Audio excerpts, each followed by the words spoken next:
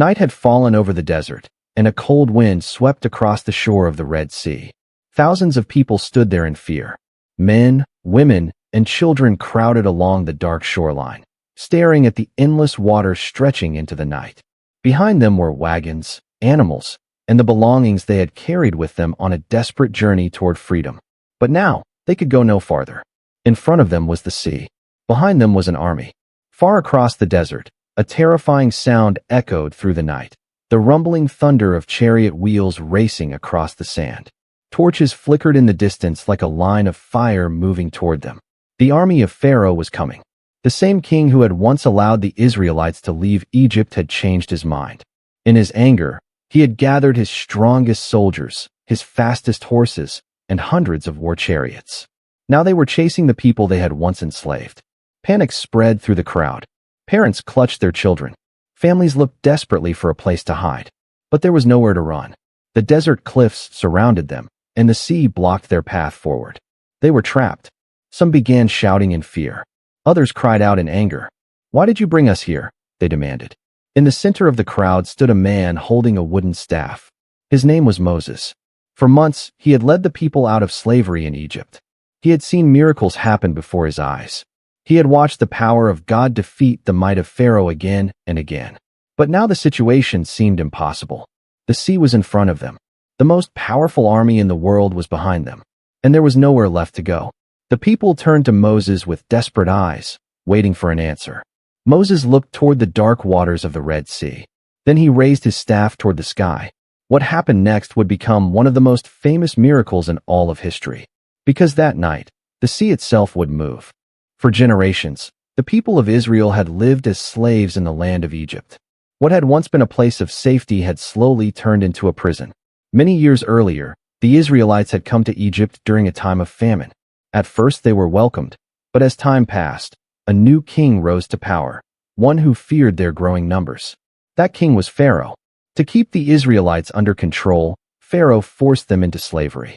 Day after day they labored under the hot Egyptian sun, building cities, making bricks, and working endlessly under the watchful eyes of Egyptian guards.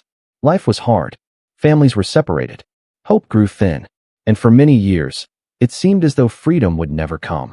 But the cries of the people did not go unheard. God chose a man named Moses to lead them out of bondage. Moses had once lived in Pharaoh's palace, but his life had taken a dramatic turn when he fled Egypt many years earlier. Now he had returned, not as a prince, but as a messenger of God. Standing before Pharaoh, Moses delivered a simple but powerful command. "Let my people go." Pharaoh refused. Again and again Moses came to him with the same message, and again Pharaoh hardened his heart. Then the miracles began. Plagues struck the land of Egypt one after another. Rivers turned to blood. Frogs covered the land. Darkness filled the sky. Each sign showed that the power of God was greater than the power of Egypt. Still Pharaoh refused to let the people leave. Finally, after the last and most devastating plague, Pharaoh could resist no longer. In the quiet hours of the night, he gave the order that the Israelites could go free. At last, the long years of slavery were over. Thousands of families gathered their belongings and began the journey out of Egypt. It was a sight unlike anything the desert had ever seen. Men carried supplies, women led children by the hand, and flocks of animals followed the great crowd as they moved across the land. At the front of them all walked Moses. The people were filled with excitement and hope. After generations of suffering, they were finally leaving the land that had enslaved them. But their journey had only just begun. For while the Israelites were celebrating their freedom, something was happening inside Pharaoh's palace. As the days passed and the dust of the departing Israelites faded into the distance, Pharaoh began to realize what he had done. The slaves who had built his cities were gone. The workers who had strengthened his kingdom had vanished overnight. And suddenly, Pharaoh's anger returned stronger than ever. He called for his generals. He ordered his chariots prepared. And soon the most powerful army in the world was racing across the desert, chasing the people they had once held in chains. The palace halls of Egypt had never felt so quiet. For the first time in generations, the cities that had once echoed with the sounds of Israelite labor were strangely still. The brick kilns burned more slowly. The massive construction projects that had filled the land with activity had nearly stopped. And deep inside his palace, Pharaoh sat in silence. At first, letting the Israelites go had seemed like the only choice. The terrible plagues had devastated the land, and fear had filled every corner of Egypt. In that moment of desperation, Pharaoh had finally allowed the slaves to leave. But now the shock had faded, and anger had taken its place. Pharaoh began to realize what he had lost. The Israelites had not only been slaves, they had been the backbone of Egypt's labor. They had built cities, shaped bricks, and worked tirelessly under the scorching sun. Without them, the kingdom's projects would slow, and its power would weaken. The more Pharaoh thought about it, the more furious he became. How could we have let them go? He demanded of his advisors. His voice echoed through the great chamber. What have we done? His generals stood nearby, waiting for his command. Pharaoh rose from his throne, his face filled with rage. This cannot be allowed, he declared. The Israelites must return. At once, orders spread across the kingdom. Messengers ran through the streets. Soldiers rushed to their barracks. Stable masters prepared the horses. Within hours, the mighty army of Egypt began to gather. 600 of the best war chariots were brought forward. Behind them came many more, an army of trained soldiers and skilled chariot drivers, each ready for battle. Horses stamped their hooves against the ground as warriors fastened their armor and sharpened their weapons. The desert air filled with the sounds of preparation. Soon the ground itself trembled beneath the movement of the army. Pharaoh climbed into his royal chariot, gripping the reins as the horses snorted impatiently. Around him stood the strongest warriors of Egypt, men who had fought many battles and feared no enemy. To them, the Israelites were not an army. They were former slaves, untrained, unarmed, easy to capture. With a sharp command, Pharaoh signaled the advance. The chariots surged forward, wheels spinning through the sand as the army thundered out of Egypt and into the open desert. Dust rose behind them like a great cloud as they followed the path the Israelites had taken. Hour after hour they raced across the land. The distance between the two groups grew smaller. Soon scouts began returning with reports. "We see them ahead," they said. The Israelites had reached the shores of the Red Sea. Pharaoh smiled grimly when he heard the news. Now the escape would be over. The sea blocked their path forward, and the desert cliffs surrounded them on both sides. There was nowhere for them to go. They were trapped. As the Egyptian army approached, the rumbling of chariot wheels echoed across the desert. The thunder of galloping horses carried across the wind, growing louder with every passing moment. Ahead of them, the people of Israel began to notice the approaching storm of dust rising on the horizon. Some climbed higher ground to see what was coming. When they saw the shining armor, the racing chariots, and the army of Pharaoh charging toward them, fear spread through the entire camp, because the freedom they had just found now seemed about to disappear. The wind coming from the Red Sea carried the smell of salt and the sound of restless waves crashing against the shore. The people of Israel had been traveling for days, moving farther and farther away from Egypt, believing that their long years of slavery were finally behind them. But everything changed in a single moment. One of the scouts climbed a rocky hill overlooking the desert. From there he could see far across the dry plains stretching behind their camp. At first he saw nothing but the empty horizon. Then he noticed something strange. A cloud of dust. It was rising in the distance and growing larger by the minute. Soon others climbed the hill to look. As the dust cloud moved closer, shapes began to appear within it, dark silhouettes racing across the sand. Horses, chariots, soldiers. The army of Pharaoh was coming. Word spread through the camp like wildfire. Egypt is coming. Panic erupted among the people. Families rushed to gather their belongings. Parents grabbed their children and looked around desperately for somewhere to escape. But wherever they looked, the situation only grew worse. In front of them stretched the wide waters of the Red Sea. Behind them, the desert was filling with the approaching Egyptian army. On both sides, tall cliffs of rock blocked any path of escape. They were completely surrounded. Fear quickly turned into anger. Many of the Israelites rushed toward Moses, the man who had led them out of Egypt. Their voices rose in frustration and desperation. "Was it because there were no graves in Egypt that you brought us out here to die in the desert?" Some shouted. Others cried out bitterly, "Why did you lead us away from Egypt? It would have been better to stay there as slaves than to die here." The crowd was filled with fear. Only days earlier they had celebrated their freedom, but now it seemed their journey would end before it had truly begun. The sound of chariot wheels was growing louder. The ground trembled beneath the pounding hooves of Pharaoh's horses. The shining armor of Egyptian soldiers could now be seen clearly in the distance as they raced toward the trapped Israelites. The people looked back and forth between the approaching army and the endless sea. There was nowhere left to go. But in the middle of the chaos, one man remained calm. Moses stepped forward and faced the frightened crowd. The wind tugged at his robes as he looked over the thousands of terrified people standing before him. Then he spoke. "Do not be afraid," Moses said firmly. His voice carried across the crowd. "Stand still and watch the salvation that God will bring you today." The people fell silent as they listened. "The Egyptians you see today," Moses continued, "you will never see again." It sounded impossible. How could that be true? The most powerful army in the world was racing toward them, and they had no weapons, no defenses, and no escape. But Moses lifted his eyes toward the dark waters of the Red Sea. Then he raised the staff in his hand. Something extraordinary was about to begin. The night grew darker as the wind began to rise along the shore of the Red Sea. Clouds drifted across the sky, covering the stars one by one. The sound of the approaching Egyptian army echoed across the desert, growing louder with every passing moment. The Israelites stood frozen with fear. Behind them, the soldiers of Pharaoh were advancing quickly. Their torches flickered in the darkness like a long line of fire moving through the desert. But at the front of the camp, something remarkable began to happen. Moses stepped forward toward the edge of the sea. The wind whipped around him as he raised the wooden staff high above his head. For a moment, everything seemed still. Then the wind grew stronger. At first it was only a steady breeze blowing across the surface of the water.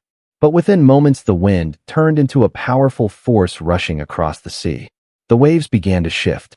The water churned and rolled as if something deep beneath the surface had suddenly awakened. The people watched in stunned silence. The wind continued to grow stronger, howling across the shoreline and pushing against the waters of the sea. The waves moved farther and farther away from the shore. Slowly, incredibly, the water began to divide. A narrow strip of wet ground appeared where the sea had once been. Gasps of amazement spread through the crowd. The water kept moving. The strip of ground widened as the wind drove the sea back on both sides. Higher and higher the water rose, forming towering walls that stretched into the darkness on either side of the path. It was as if the sea itself had opened. What had once been deep water was now becoming a long road cutting through the middle of the sea. The wind roared through the passage, drying the ground beneath it. Soon the muddy surface became firm enough to walk upon. The people stared in disbelief. The sea had split apart. A pathway now stretched between two massive walls of water that shimmered under the moonlight. At the front of the crowd, Moses lowered his staff and looked at the impossible road that now lay before them. Behind them, the rumbling of chariots continued to grow louder as the Egyptian army approached. There was no more time to hesitate. Moses turned toward the people and called out to them. "Move forward." Slowly, cautiously, the first families stepped onto the path that led directly into the sea. Children clung to their parents as they walked between the towering walls of water rising high above them. The sound of the wind and the rushing sea filled the night as thousands of people began moving forward. Torchlight flickered across the walls of water, casting strange reflections that danced across the path. The entire nation of Israel was now walking through the middle of the sea. But behind them, the army of Pharaoh had finally reached the shore. And when the Egyptian soldiers saw what had happened, they decided to follow. The path through the Red Sea stretched into the darkness like a road that should never have existed. On both sides of the Israelites rose enormous walls of water. They towered high above the people, glimmering in the moonlight as waves trembled against an invisible boundary holding them back. The wind roared through the passage, rushing from one end of the sea to the other. Yet the ground beneath their feet was dry. One by one, families stepped onto the strange pathway. At first they moved slowly, unsure if the miracle would last. Parents held tightly to their children, guiding them carefully across the seabed. Elderly men and women leaned on walking staffs as they followed the growing crowd ahead of them. All around them was the sound of rushing water. The walls of the sea seemed alive, moving and shifting as if they were waiting to crash down at any moment. Children stared wide-eyed at the towering waves beside them. Some pointed upward in amazement as fish darted through the water just beyond the invisible barrier. Torchlight flickered against the watery walls, sending dancing reflections across the path. Still the people walked forward. Thousands upon thousands of Israelites moved deeper into the parted sea, their footsteps echoing softly across the dry seabed.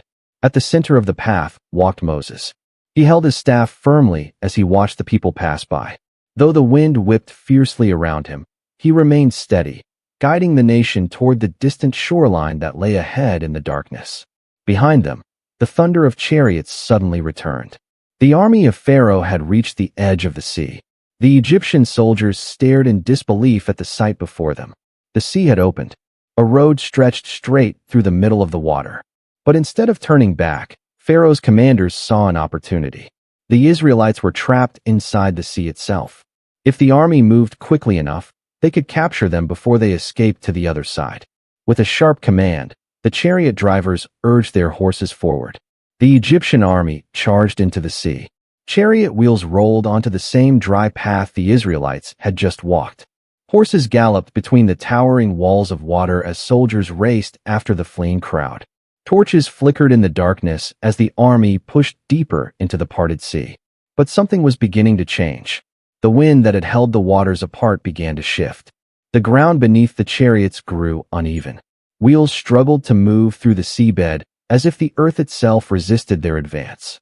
Some soldiers shouted in confusion. Others looked up nervously at the towering walls of water surrounding them. Far ahead, the last of the Israelites were finally reaching the opposite shore.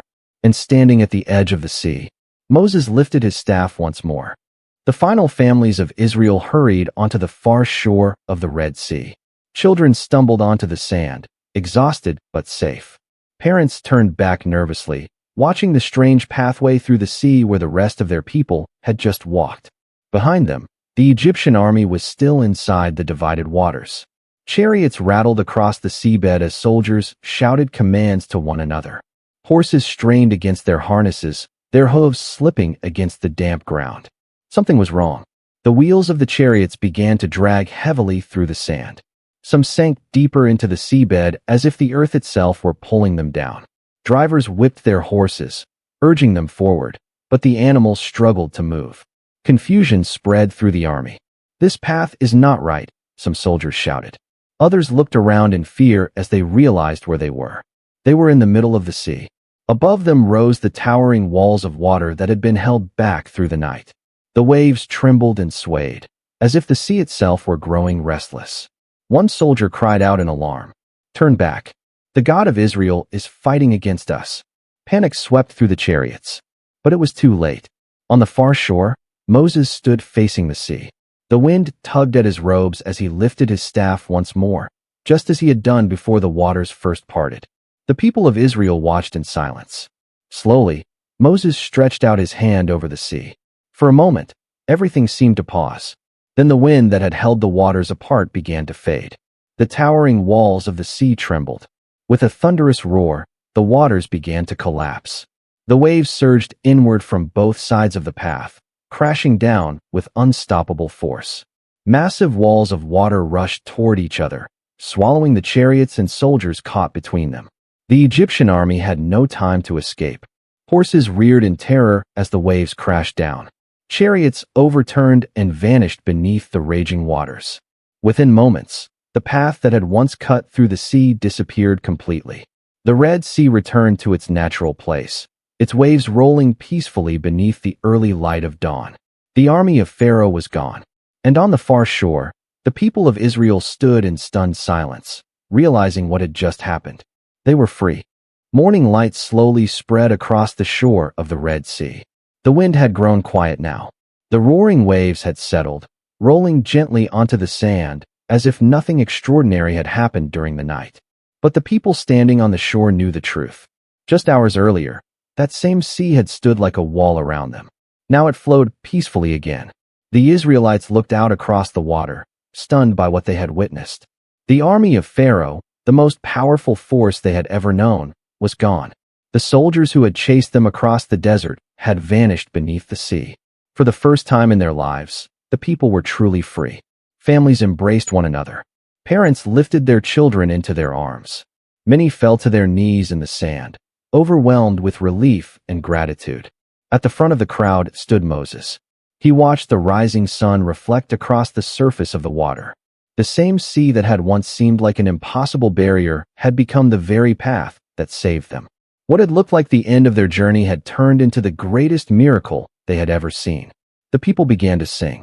Voices rose across the shoreline in celebration and praise. After generations of slavery, fear, and suffering, they had been delivered in a way no one could have imagined. A road had appeared where there was no road. A sea had opened where no path existed. And the nation that once lived in chains was now walking toward freedom. The journey ahead would still be long. The desert still stretched before them, and many challenges waited in the days to come. But one truth would never leave their hearts. The God who could open the sea could lead them anywhere.